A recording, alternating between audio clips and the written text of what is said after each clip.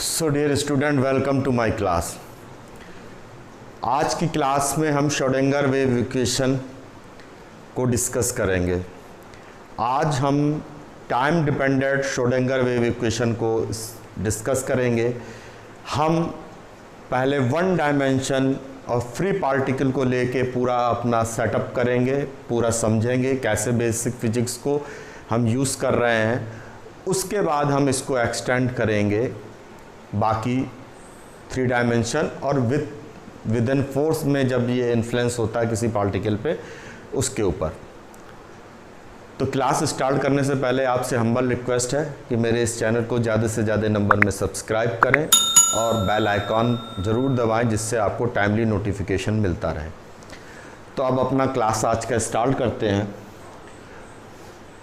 तो Schrodinger wave equation वो wave equation है, हम उस वेव को फाइंड करना चाहते हैं जिसको डी बर्गोली हाइपोथेसिस में डिफाइंड किया गया था, जिसके लिए लैम्डा और लीनियर मोमेंटम का रिलेशन दिया गया था। हम ये डिस्कस करके पहले भी आए हैं। वही चीज़ है कि अगर सुटेबल कंडीशन मिले तो मूविंग पार्टिकल्स भी सेम मैनर में डिफ्रैक्ट हो सकते हैं जैसे कि हमारी light and sound waves diffract होती हैं।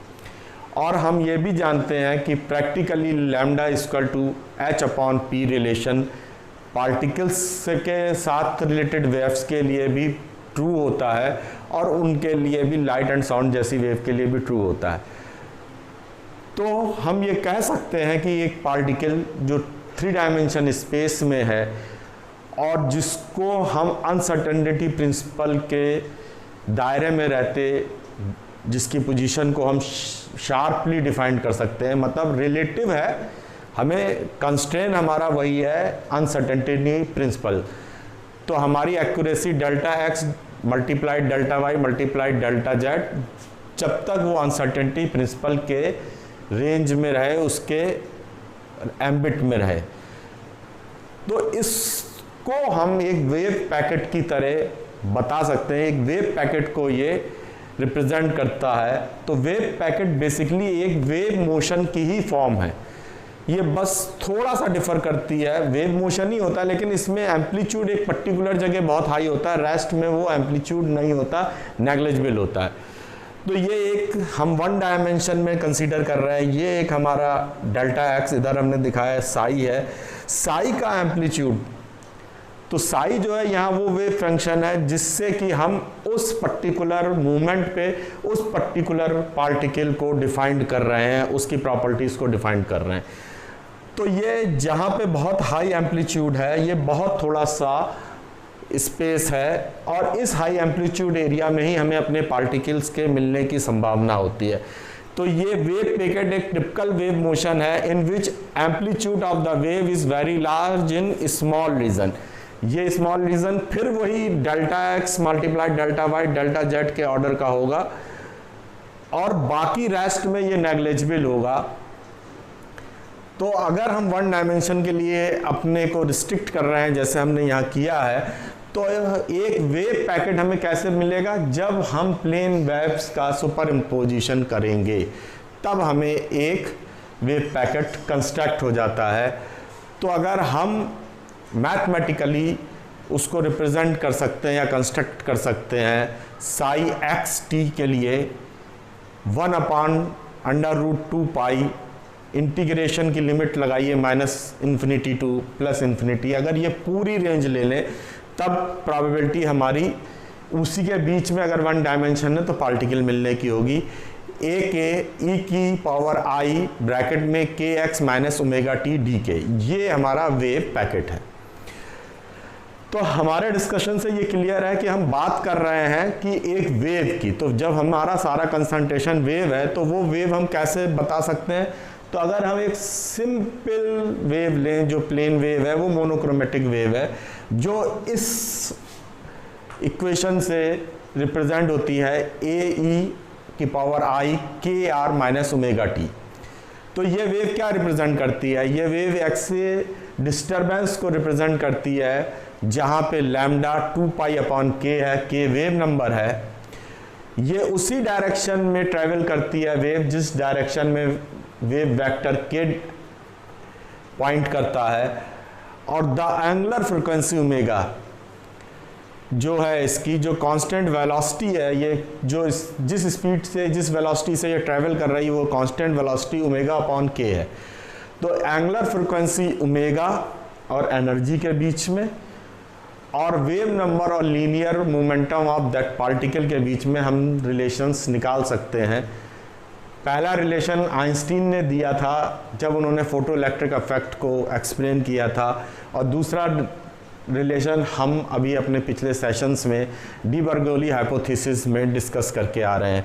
तो वो रिलेशन है E equal to h cross omega and P equal to h cross k. तो ये हमारे जो रिलेशन हैं, इन रिलेशंस के थ्रू हम अपना आगे बढ़ाएंगे। और ये रिलेशन हमें आगे को जो सॉल्व करना है, हमें पूरा इक्वेशन निकालना है, उसमें हेल्प करेंगे। तो होपफुली आप 1 मिनट अपना ले लें जिससे इसको राइट डाउन कर लें। हम वेव पैकेट को भी लेके अगर चलें और अगर हम अपने वेव इक्वेशन को लेके चलें, दोनों केस में हम श्रोडिंगर वेव इक्वेशन निकाल सकते हैं। हम अपनी अप्रोच मोनोक्रोमेटिक वेव का जो इक्वेशन है उस पे रखेंगे, उसके थ्रू हम अपना इक्वेशन निकालेंगे। तो होपफुली आपने राइट डाउन कर लिया होगा। हमें अपने जिन जिन रिलेशंस की ज़रूरत पड़ सकती है उनको हम एक साइड में नोट कर देते हैं। E equal to h cross omega, P equal to h cross k. हमारा अभी जो डिस्कशन है वो लिमिटेड है 1 डायमेंशन में और फ्री पार्टिकल के लिए। तो 1 डायमेंशन में जो हमारा वेव इक्वेशन जो हम दिखा रहे थे, साई एक्स टी हो जाएगा जब हमने डायरेक्शन 1 कर दिया है। तो ये ए ई आई के आर की जगह एक्स हो जाएगा 1 डायमेंशन, और ओमेगा टी रहेगा। ये हमारा इक्वेशन है। अब हम यहाँ से के और ओमेगा की वैल्यू अगर निकाल के इक्वेशन से लगा दें, ये 1 है हमारा और ये हमारे 2 और 3 हैं, तो यहाँ से हम अगर वैल्यू सब्सटीट्यूट करेंगे तो जो हमें मिलेगा वो ये मिलेगा ए ई आई, के की जगह P अपॉन एच आ जाएगा, P upon H cross x, और ओमेगा की जगह E upon H cross T आ जाएगा। 1 अपॉन एच क्रॉस अगर कॉमन निकाल लेंगे तो ये इक्वेशन कुछ इस फॉर्म में आ जाएगा, I upon H cross P x minus e t. ये हमारा इक्वेशन आ गया। और ये हमारे इक्वेशन को अब हम इस इक्वेशन को अपने डिफरेंशिएट करेंगे। पहले हम इसको x के रेफरेंस में with respect to x partially differentiate करेंगे 1 टाइम एंड 2 टाइम्स, और फिर हम इसको डिफरेंशिएट करेंगे t के रेफरेंस में, टाइम के रेफरेंस में। तो अगर हम इसको x के रेफरेंस में करते हैं तो del psi upon del x अगर हम निकालते हैं तो पी एक्स का p आ जाता है बाहर, आई एच का आई एच बाहर आ जाता है, और ए ई की पावर आई एच क्रॉस है, H cross P X E T अंदर रहता है। ये हमारा साई है।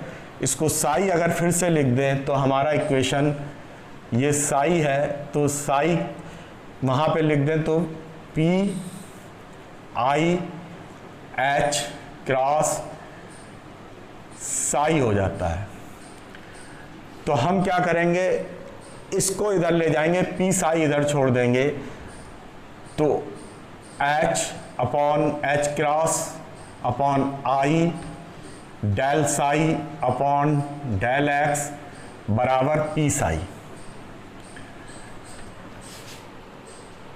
लेफ्ट हैंड साइड को इसमें आई से ऊपर नीचे मल्टीप्लाई कर दीजिए, नीचे आई स्क्वायर हो गया तो -1 हो जाता है आई स्क्वायर।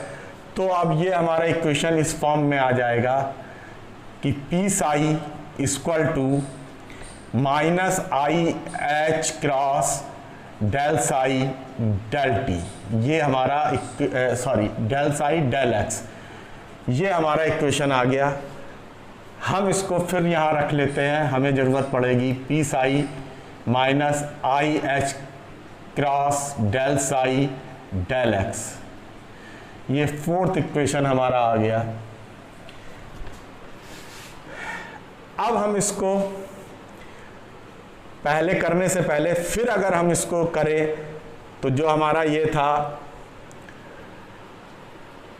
तो हमारा क्या आएगा, इस वाले को फिर से अगर करें तो del two psi upon del x two P फिर आएगा बाहर तो P square I square H cross square और A E I H cross P X E T,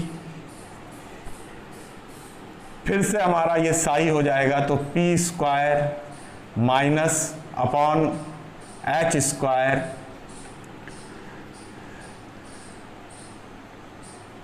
Sai हो जाएगा।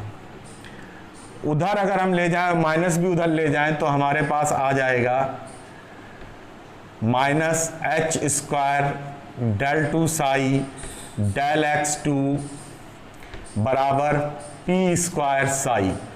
तो पी स्क्वायर साई की वैल्यू हम अगर यहाँ फिर से लिख दें तो हम पी स्क्वायर साई की वैल्यू लिखते हैं तो minus H cross square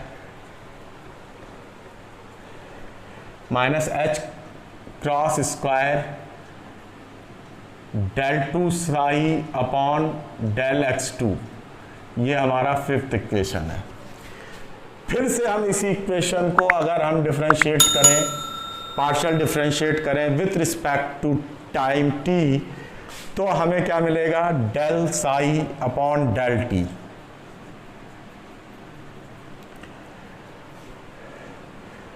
minus e I H cross a power i h i oblique h cross P x minus e T,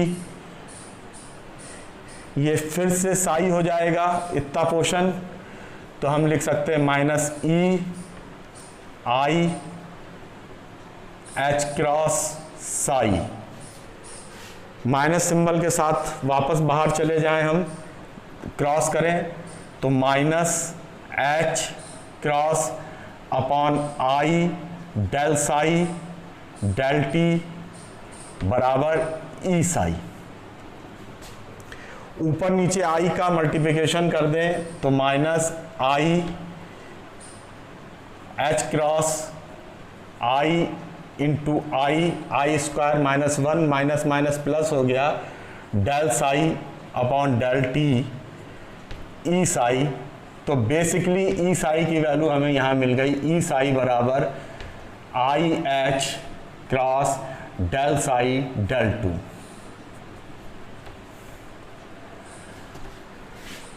अब हम जो अपना डिस्कशन कर रहे हैं वो फ्री पार्टिकल के लिए कर रहे हैं, तो फ्री पार्टिकल में सिर्फ और सिर्फ काइनेटिक एनर्जी होती है। तो जो हमारे एनर्जी को हम लिखेंगे वो लिखेंगे E equal to half m v square, यही काइनेटिक एनर्जी का फार्मूला है। तो हाफ एम वी स्क्वायर के लिए हम लिख रहे हैं, तो अगर ऊपर नीचे m से मल्टीप्लिकेशन कर दें तो half m v square upon m, तो ऊपर वाला कंपोनेंट हो जाएगा m square v square upon 2m, ये हमारा फार्मूला आ जाएगा। और हमें पता है एम वी पी होता है, since m v equal to p linear momentum का फार्मूला है, तो ये बदल जाएगा पी स्क्वायर अपॉन 2m में। तो E क्या हो गया, पी स्क्वायर अपॉन 2m दोनों तरफ साई से मल्टीप्लाई कर दीजिए, तो हमारे पास ई साई भी है और पी स्क्वायर साई भी है। तो ई साई की वैल्यू रख दीजिए, तो i H cross del psi upon del t, p square psi की वैल्यू रखेंगे तो minus H cross whole square, 2m वहाँ पे रहेगा क्योंकि डिवीज़न का पार्ट है, और del two psi upon del x square 2। ये इक्वेशन हमारा 1 dimension Schrodinger wave equation for free particle है। 1 डायमेंशनल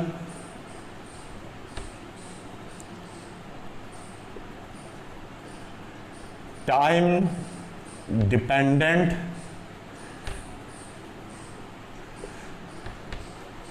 श्रोडिंगर वेव इक्वेशन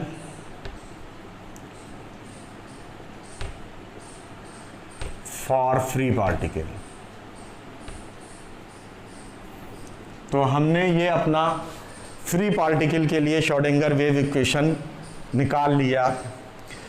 अब अगर हम अपनी कंडीशन ये हटा दें कि वो फ्री पार्टिकल है, तो दैट मीन्स अब काइनेटिक एनर्जी प्लस एक पोटेंशियल एनर्जी जिस फोर्स में ये पार्टिकल इंटरैक्ट करेगा, तो ई जो है वो इस तरह से अब हम लिख सकते हैं के ई प्लस पोटेंशियल एनर्जी। फिर वही सब चीज़ होगी, तो अब हम कह सकते हैं ई बराबर p square 2m, potential energy का अगर हम निकाल लें तो वी एक्स टी हो जाएगा। फिर से हम इस इक्वेशन में साई से दोनों तरफ मल्टीप्लाई कर दें तो ई साई साई साई हो जाएगा।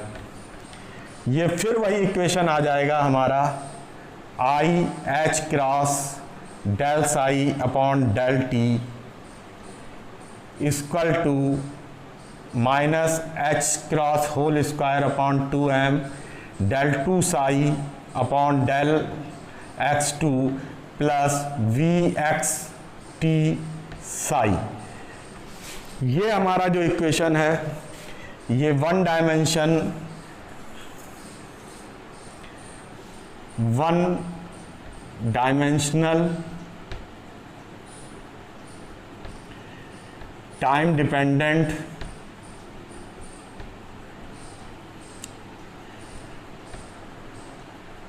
Schrodinger wave equation, short form लिख दी S dot W dot E, Schrodinger wave equation for particle. अब फ्री हट गया है, तो अब हम 1 मिनट लेंगे अपना और इस चीज को आप राइट डाउन करिए, फिर इसको हटा देते हैं। अपना ऊपर का पोर्शन अब हम रब कर देते हैं।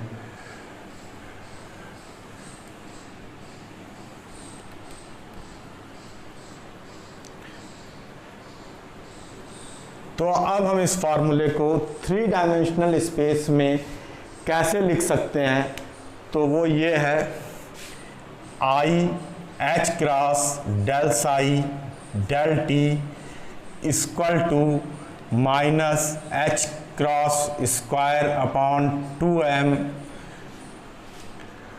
ब्रैकेट लगाइए, del two del x square plus del two del Y square plus del two del Z square, psi बाहर प्लस v। अब x की जगह अब 3 डायमेंशन है तो आर टी से रिप्रेजेंट करेंगे, और साई ये जो हमारा इक्वेशन है ये 3 डायमेंशनल स्पेस के लिए है, और ये लैप्लेशियन ऑपरेटर होता है। तो i H cross del psi upon del T equal to minus H cross square upon 2m, और ये साई ये सिंबल लगा दिया लैप्लेशियन का। ये हमारा प्रॉपर 3 डायमेंशनल स्पेस में पार्टिकल के लिए time dependent Schrodinger wave equation है।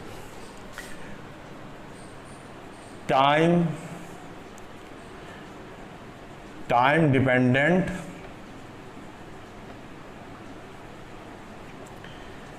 Schrodinger wave equation.